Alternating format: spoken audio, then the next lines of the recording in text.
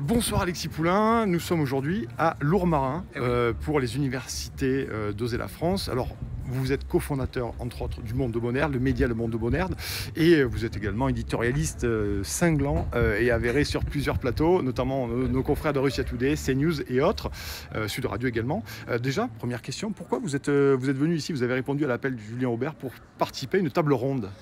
Parce que c'est des universités d'été, donc on est là pour échanger les idées, pour débattre, et parce que ça me semblait important, puisqu'on m'a invité sur la case Europe, Union Européenne, et je pense qu'il y a un vrai débat à avoir. Et justement, Julien Aubert a lancé ces universités d'été sur 4 tabous majeurs, et l'Europe, bien sûr, est un des grands tabous de tous les partis politiques, disons-le, sur qu'est-ce qu'on va faire de ce machin, comment on va le faire évoluer, qu'est-ce qu'on en fait aujourd'hui, où on en est de la souveraineté. Et je pensais que c'était intéressant de débattre au sein de ces universités d'été avec un casting qui paraît plus qu'intéressant, puisqu'on a eu des échanges vraiment riches ce matin et cet après-midi. Donc effectivement, l'Union Européenne, grosse question aujourd'hui sur cette université d'été. Finalement, la table ronde a été quand même assez dense. Il y a eu pas mal d'idées échangées, de sensibilités tout à fait diverses. Vous en retenez quoi suite, parce qu'on est en fin de journée là, quel est le premier bilan, Alexis Poulain, sur ça? Le bilan, c'est qu'aujourd'hui, il y a un besoin d'engagement, il y a un besoin de clarification dans le champ politique. Je crois que tout le monde a compris, que ce soit l'ancien PS, le MoDem, En Marche, aujourd'hui tout ce ventre mou de la politique qui va au gré du vent, eh bien, ça ne suffit pas. Les gens ont besoin de valeurs, ils ont besoin d'idéologie, c'est un gros mot pour certains, mais c'est malheureusement comme ça qu'on fait de la politique, avec des idées, des vraies idées, et que cette clarification est plus que nécessaire à 2 ans de la présidentielle, qui est une échéance majeure en France. Donc avant de parler de candidats potentiels, d'écuries, il va falloir parler d'idées, et je pense que aujourd'hui, les grandes idées, qui étaient ces 4 tables rondes sur les tabous, eh bien, elles sont essentielles si tous les partis veulent clarifier leur position et trouver un candidat, et puis surtout avoir un programme. Voilà, parce que c'est un peu l'idée quand même quand on est élu, c'est sur des idées, c'est sur un programme. Enfin, pas tout le temps, parfois c'est sur un projet, et puis après on s'adapte. Alors, on a vu notamment Nicolas Dupont-Aignan qui était là, Julien Aubert qui organise pour son mouvement, Oser la France, Michel Alliot-Marie qui a fait un discours d'introduction, et toute une série de personnalités intellectuelles, journalistes, éditorialistes et hommes politiques.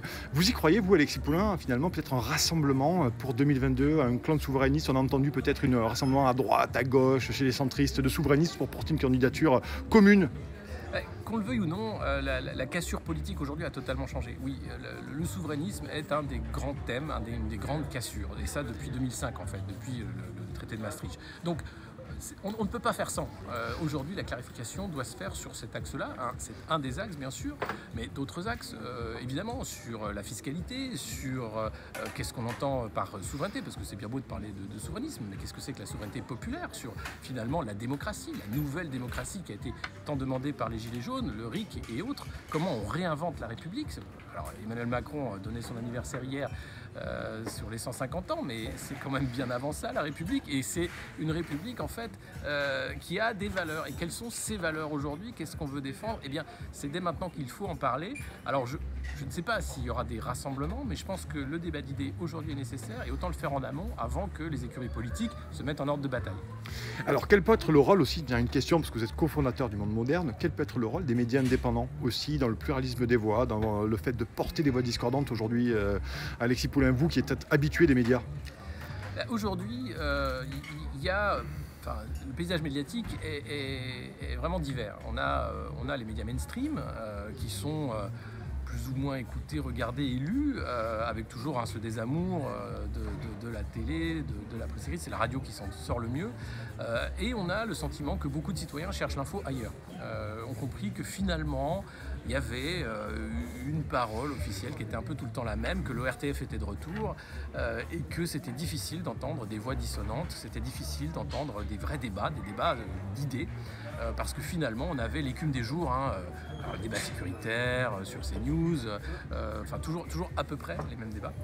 Donc le besoin d'info est réel, et je pense que les médias indépendants comme Putsch, comme Le Monde moderne et bien d'autres, eh bien, ont un rôle justement dans l'animation de ce débat d'idées, de ce débat réel, profond, de gens de conviction, pour apporter autre chose, au-delà bien sûr du piège de la conspiration, de la fake news. Parce que évidemment, quand le citoyen cherche de l'info, souvent malheureusement, l'algorithme YouTube va lui vendre la dernière vidéo Illuminati, enfin ce genre de truc. Donc il faut dépasser l'algorithme, il faut dépasser les plateformes internationales et proposer une information différente. Et c'est ce qu'on fait au Monde Moderne, à Putsch et chez d'autres. Et c'est ce qui fait notre succès, parce que les gens cherchent ces voix dissonantes, cherchent aussi cette information qu'ils ne trouveront pas forcément ailleurs. Alors, encore deux questions. Une dernière question média. Vous venez d'intégrer nos confrères de RT en tant qu'éditorialiste. On vous imagine enthousiaste à l'orée de cette nouvelle saison chez Russia Today. Oui, alors je suis très content. Effectivement, j'ai rejoint Russia Today, donc la télé, comme le dit Twitter, média dépendant d'un État, Russie. Mais une rédaction composée de journalistes qui ont une carte de presse, qui sont français, qui font un boulot extraordinaire, qui font un très bon boulot de journaliste, et où on a le temps de parler. Et justement, une des chaînes où depuis longtemps on anime les débats correctement sur ces débats d'idées, justement, sans avoir peur de la diversité d'opinions. Donc très content effectivement, et je vais pouvoir parler de politique française à l'antenne à partir de cette rentrée. Alors effectivement, RT a subi énormément d'attaques de la part des autres médias, même une certaine partie de la classe politique. Certains ne vont pas chez RT, continuent à ne pas vouloir aller chez RT France. Finalement, ça dit quoi aussi de l'écosystème médiatique français ? Ça dit que un média, quand il est propriété d'oligarques made in France, ça va. Quand il est propriété d'un État étranger, ça ne va pas. Mais finalement, ça dit l'extrême dépendance, l'extrême porosité du monde politico-médiatique.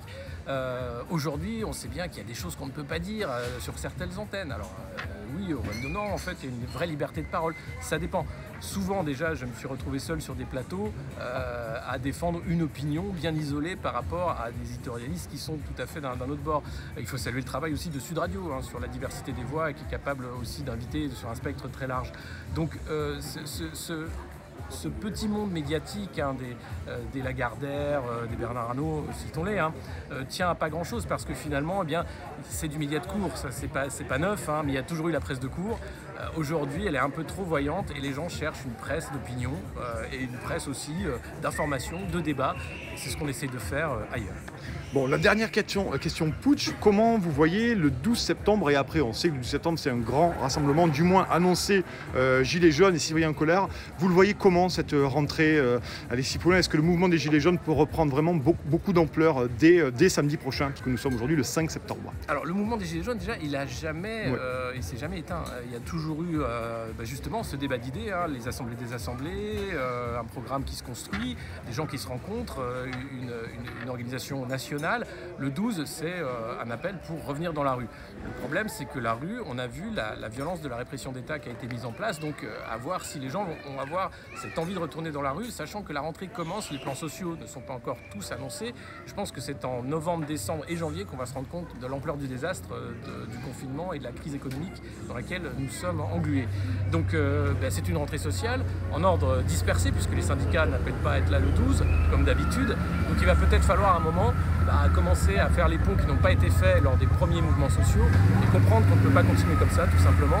Et Jérôme Rodriguez, d'ailleurs, sera l'invité du Monde Moderne pour une interview, pour expliquer un peu ce qu'il attend du 12 et de cet appel, et surtout de la structuration de ce mouvement des Gilets jaunes, au-delà bien sûr du gilet, parce que maintenant les gens l'enlèvent, ça a été un symbole fort, mais je crois que la contestation, elle n'a plus besoin du gilet pour exister. Bien au contraire, elle est beaucoup plus partagée, parce que ceux qui vont entrer aujourd'hui dans la précarité ne l'étaient pas hier, et ça risque de grossir les rangs malheureusement des mécontents. Et une toute dernière question, c'est toujours la question ultime. En plus de la réforme des retraites, on nous a gentiment dit récemment il fallait la faire passer avant la fin du quinquennat. Donc on imagine aussi que tout ça va rallumer le brasier de façon importante. Oui et non, parce que justement les fameux médias les mainstream vendent le plan de relance comme un super plan de relance qui va sauver les entreprises. Le plan de relance, c'est un cheval de Troie pour faire passer les réformes qui ne passaient pas.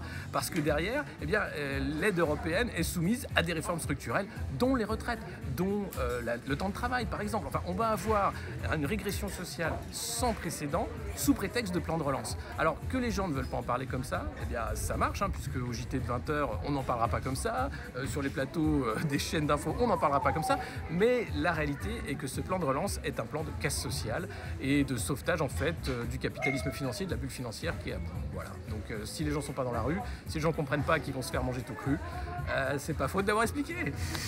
Donc merci beaucoup Alexis Poulain, nous étions à Lourmarin pour les universités de Julien Aubert Oser la France. Vous pouvez retrouver Alexis Poulain sur Le Monde Moderne dès maintenant. Merci beaucoup Alexis, bonne fin de séjour, au revoir.